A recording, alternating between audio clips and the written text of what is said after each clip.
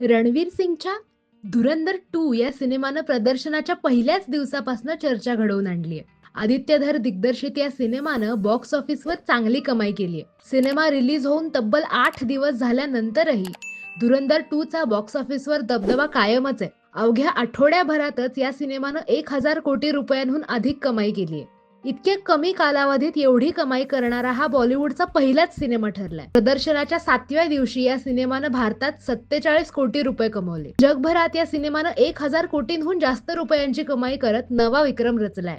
धुरंधर 2 हा सिनेमा 19 मार्च 2026 रोजी जगभरात प्रदर्शित झाला. प्रीमियरच्याच दिवशी सिनेमानं 43 कोटी रुपये कमवले. यानंतर सर्व 5ही भाषांमधून पहिल्या दिवशी 102 कोटी रुपयांची कमाई या सिनेमानं केली. तर शनिवारी आणि रविवारी या सिनेमानं 113 आणि 114 कोटी रुपयांची कमाई केली. रणवीर सिंगची प्रमुख भूमिका असलेल्या धुरंधर 2 सिनेमात अर्जुन रामपाल, संजय दत्त, सारा अर्जुन, राकेश बेदी आणि आर माधवन यांच्या महत्त्वाच्या भूमिका आहेत. सिनेमानं अवघ्या 7 दिवसात देशभरात 623 कोटींची कमाई केली असून यातील सर्वाधिक म्हणजेच 586 कोटी रुपयांची कमाई हिंदी आवृत्तीतून केली आहे.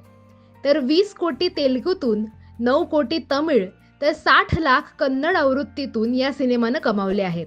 रणवीरच्या या सिनेमानं बॉक्स ऑफिसवर कमाईचा विक्रम मोडीत काढला असून आता सर्व बॉलिवूड सिनेमांचा रेकॉर्ड ब्रेक केलाय. धुरंधर द रिव्हेंज ची कथा कराचीतील ल्यारी भागाच्या पार्श्वभूमीवर आधारित आहे.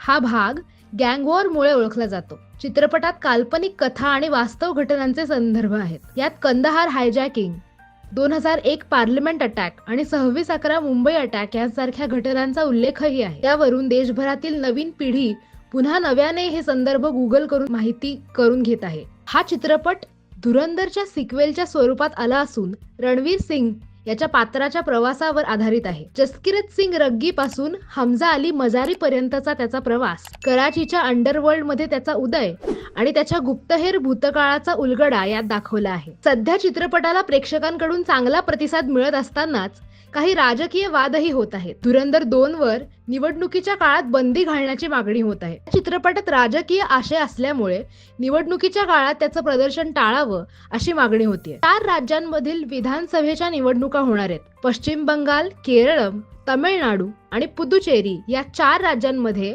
आचारसंहिता लागू झाली आहे. तमिळनाडूच्या विधानसभा निवडणुकीच्या पार्श्वभूमीवर धुरंधर द रिव्हेंज या चित्रपटाच्या रिलीजवर बंदी घालण्याची मागणी करण्यात आली आहे. निवडणुकीपूर्वी लागू असलेल्या आचारसंहितेचा मुद्दा उपस्थित करत मद्रास उच्च न्यायालयातील तातडीची याचिका दाखल करण्याची प्रक्रिया सुरू झाली आहे.